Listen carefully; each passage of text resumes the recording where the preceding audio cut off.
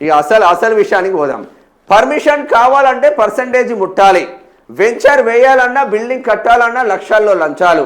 అధికారుల నుంచి ప్రజాప్రతినిధుల దాకా తప్పని చదివింపులు. పంచాయతీల దగ్గర నుంచి టౌన్లు కార్పొరేషన్ల దాకా ఇదే తీరు. జిహెచ్ఎంసీ ఉమ్మడి రంగారెడ్డి జిల్లాలోనైతే కోట్లలో మామూళ్ళు.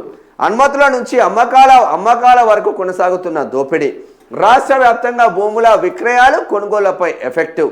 అడ్డుకోకపోతే రియల్ ఎస్టేట్ రంగం మరింత కుదేలయ్యే అవకాశం మాత్రం కనిపిస్తూ ఉంది. పర్మిషన్ కావాలంటే పర్సంటేజ్ ముట్టాలి అంటున్నారు.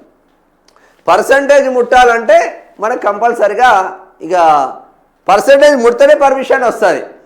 సర్పంచ్ కాంచి మొదలు పెడితే, కార్పొరేటర్ కాంచి మొదలు పెడితే, MPDC, ZPDC, sarpanch, corporator, GHMC commissioner, ఇక్కడ పంచాయతీ సెక్రటరీ, ఎమ్మెల్యే, ఎంపీ, మంత్రి అనుచరులకు కూడా పర్సంటేజ్లు వాళ్ళ పర్సంటేజ్లు ముడితేనే నువ్వు వెంచర్ వేయాలి. ఎక్కడైతే రియల్ ఎస్టేట్ రంగం విపరీతంగా నడుస్తుందో, ఇప్పుడు ఏది ఫ్యూచర్ సిటీ అని చెప్పేసి మహేశ్వరం నియోజకవర్గం కావచ్చు, షాద్ నగర్ ఏరియా కావచ్చు, విపరీతంగా వెంచర్లు పడుతున్నాయి. కాబట్టి వాళ్ళ ఎమ్మెల్యేల పర్మిషన్లు, ఎమ్మెల్యేల పర్సంటేజ్ ఎమ్మెల్యేలకు వచ్చిన తర్వాతనే, అధికారుల పర్సంటేజ్ అధికారులకు వచ్చిన తర్వాతనే నీ వెంచర్లు స్టార్ట్ అవుతున్నాయి. మా రేవంత్ అంటేనేమో గ్రౌండ్ రియాలిటీ అవసరం లేదు ఆయనకు. రేవంత్ అన్నకు నేను పొడిసేస్తున్నా, పీకేస్తున్నా అని చెప్తాడు. ఇక్కడ జరిగేదేమో అడ్డగోలు దోపిడీ నడుస్తుంది కాంగ్రెస్లో. అడ్డగోలు దోపిడీ. ఒక్క వ్యవస్థ పర్ఫెక్ట్గా నడుస్తలేదు. మొత్తం లంచావతారంతో భ్రష్టు పట్టిపోయింది వ్యవస్థలన్నీ. ఇక నేను అది చేస్తా, ఇది చేస్తా అని పీకుడు మాటలు తప్ప ఒరిగేదేం లేదు. పేపర్ల వార్తలకు గ్రౌండ్ రియాలిటీకి అస్మాట్ పరకుండదు. ఇది చూడు, ఇది కాంగ్రెస్ పేపరే. కాంగ్రెస్ పైన మంచి వార్త రాసిచ్చింది. ఇప్పుడు ఇది కథ.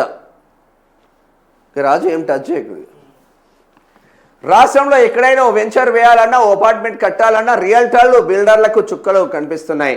పంచాయతీ కార్యదర్శి మొదలుకొని మున్సిపల్ కమిషనర్లు, జిల్లా స్థాయి అధికారుల వరకు స్థానిక కార్పొరేటర్లు, సర్పంచ్లు మొదలుకొని ఎమ్మెల్యేలు, చివరికి మంత్రుల అనుచరుల వరకు ఎవరికి ముట్టాల్సిన పర్సంటేజ్లు వారికి ముడితే తప్ప పర్మిషన్లు చేతికి రావడం లేదు. పేరుకు ఆ టీజీ, బీపాస్ లాంటి ఆన్లైన్ వ్యవస్థలు వచ్చినా గ్రౌండ్ లెవెల్లో అధికారుల ఆకలి తీరడం లేదు.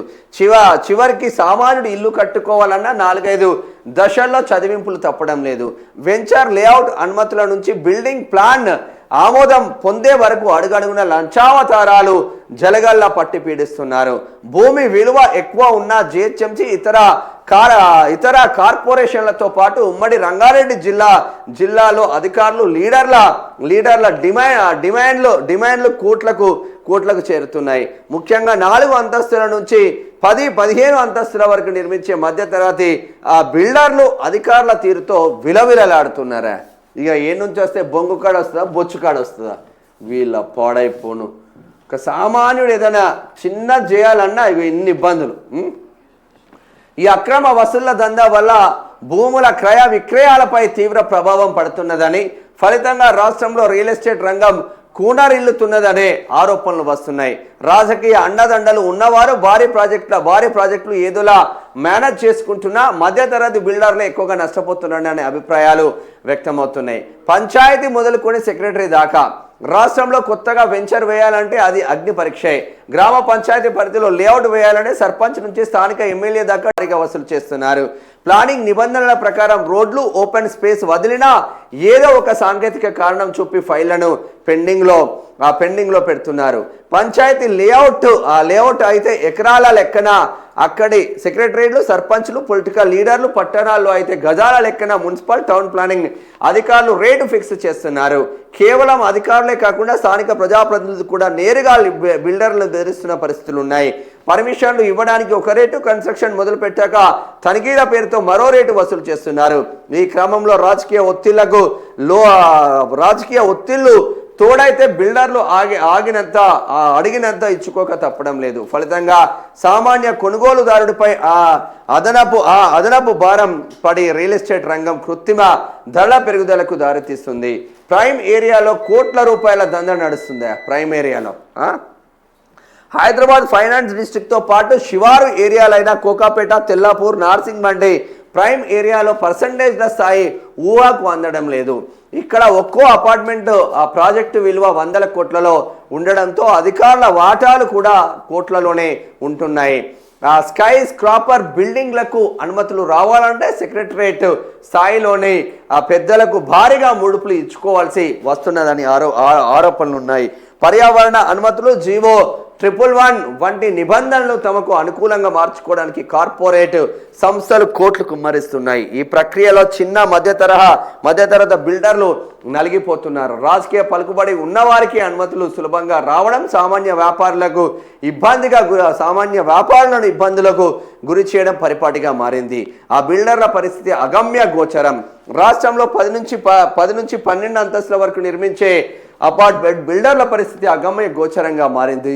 వీరు అటు భారీ కార్పొరేట్ సంస్థల స్థాయిలో రాజకీయ పలుకుబడి ప్రదర్శించలేక ఇటు సామాన్యుడిలా మిన్నకుండలేక ఇబ్బందులు పడుతున్నారు. టౌన్ ప్లానింగ్ విభాగంలో అడుగు పెట్టాలంటేనే ప్రతి అడుగుకు ఒక రేటు ఫిక్స్ అయింది. ఆ సెట్ బ్యాక్స్, పార్కింగ్ స్థలం, ఆ ఎఫ్ఎస్ఐ వంటి సాంకేతిక అంశాలను అడ్డం పెట్టుకొని అధికారులు బిల్డర్లను ముప్పు తిప్పలు పెడుతున్నారు. అడిగినంత ఇస్తావా, కొర్రీలు వేసి ఆ ఫైల్ను అడకెక్కించావా అన్నట్లుగా మారిపోయిన పరిస్థితి ఉంది. ఆర్థిక వ్యవస్థ దెబ్బ కూడా నార్మల్గా లేదు. ఒక నార్సింగ్లోనో ఒక హైదరాబాద్లోనే కాదు, రాష్ట్ర వ్యాప్తంగా ఇదే పరిస్థితి ఉంది. మొయినాబాద్ ఏరియాలో ఒక సర్పంచ్గా ఆయనకు వచ్చే 6,000 రూపాయల జీతం, 5,000-6,000 రూపాయల జీతానికి ఒక సర్పంచ్ 4 కోట్లు ఖర్చు పెట్టి 5 కోట్లు ఖర్చు పెట్టి గెలుస్తున్నాడంటే ఆయనకి ఎంత ఆమ్దాని వస్తుందా? ప్రతి వెంచర్లో డబ్బులు రావాల్సిందే, ప్రతి రోడ్లో డబ్బులు రావాల్సిందే. ఇది కాదు, ఇంకా నేషనల్ హైవేస్ వేస్తూ ఉంటే కూడా నేషనల్ హైవేస్ దగ్గరికి పోయి ఆ కాంట్రాక్టర్లను బెదిరించి కాంగ్రెస్ నేత సంపత్ 8 కోట్లు డిమాండ్ చేసినట్టు ఆరోపణలు వచ్చినాయి. వీళ్ళని ఏ షిప్పులతో కొట్టాలి? మొత్తం వ్యవస్థలన్నీ కరప్టెడ్ అయిన తర్వాత భారతదేశం బాగుపడు అభివృద్ధి చెందు అంటే ఎక్కడి నుంచి అభివృద్ధి చెందుతుంది? ఈ లంచాలను డిమాండ్ చేస్తున్న ఈ ముండా కొడుకులను ఏమనాలి? వాడు సర్పంచ్ కాడి నుంచి మొదలు పెడితే మంత్రి దాకా లంచాలకే ఎగబడుతున్నారా? మరి ఈ మొత్తం వ్యవస్థలో లోపాలను పెట్టుకొని, అసలైన రాజకీయ వ్యవస్థలో లోపాలు పెట్టుకొని ఇక వాడు 2,000 లంచం తీసుకున్నాడని వాడిని పట్టుకుంటారు, వీడు 10,000 లంచం తీసుకున్నాడని వీడిని పట్టుకుంటారు. ఫస్ట్ ఎవరిని పట్టుకోవాలి తెలుసా? సీఎం కాడి నుంచి మొదలుకుంటే మంత్రుల దాకా పర్సంటేజ్లు తీసుకునే ఈ గాడిద కొడుకులను కంపల్సరీగా పట్టుకోవాలి. ఎవడైనా మంచిదే, ఏ రాష్ట్రం సీఎం అయినా మంచిదే. ఫస్ట్ ఈ వ్యవస్థల లోపాలని క్లియర్ అయిన తర్వాత ఏ రాష్ట్రమైనా అభివృద్ధి చెందుతూ ఉంటుంది, ఏ దేశమైనా అభివృద్ధిలో వెళ్తుంది. ఫారెన్ కంట్రీలన్నీ అభివృద్ధి చెందుతున్నాయి అంటే చిన్న కరప్టెడ్ ఉంటే ఉరిదీసే సెక్షన్స్ ఉన్నాయి ఆడ. మన దగ్గర పెద్ద కరప్షన్ చేసినా కూడా వాడు పొలిటికల్ లీడర్ అయితే బాజాప్తి ఇట్లా వస్తాడు ఆడిగా అని. వాళ్ళకు మనకు నక్కకు నాగలోకు అన్నది తేడా ఉంది కాబట్టి ఆ దేశాలు బాగుపడుతున్నాయి. మనం ఇంకా తినడానికి 3 పూటల తినడానికి కూడా తిండి లేని గతి లేని స్థితులలో భారతదేశం వెలిగిపోతా ఉంది.